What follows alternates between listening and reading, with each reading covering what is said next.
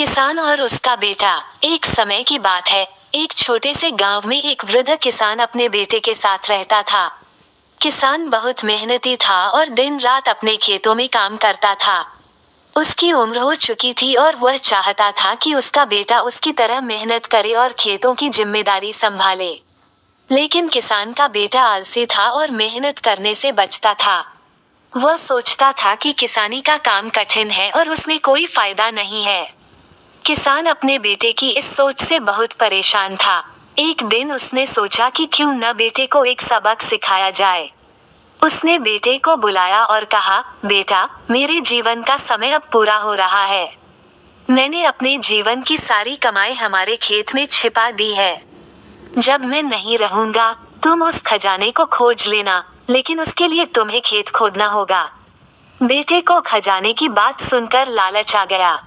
वह अपने पिता की बात को सच मानकर खेत में खजाना ढूंढने के लिए तैयार हो गया।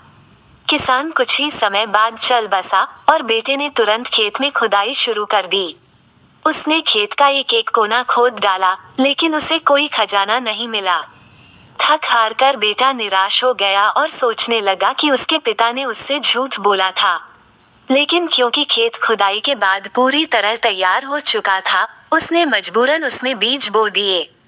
कुछ ही महीनों में खेत में अच्छी फसल उगाई और उसने बहुत लाभ कमाया।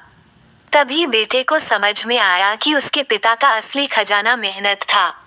उसने मेहनत से खेत तैयार किया और वही उसकी असली दौलत बन गई। इस कहानी से यह शिक्षा मिलती है कि मेहनत ही सबसे बड़ा खजाना है।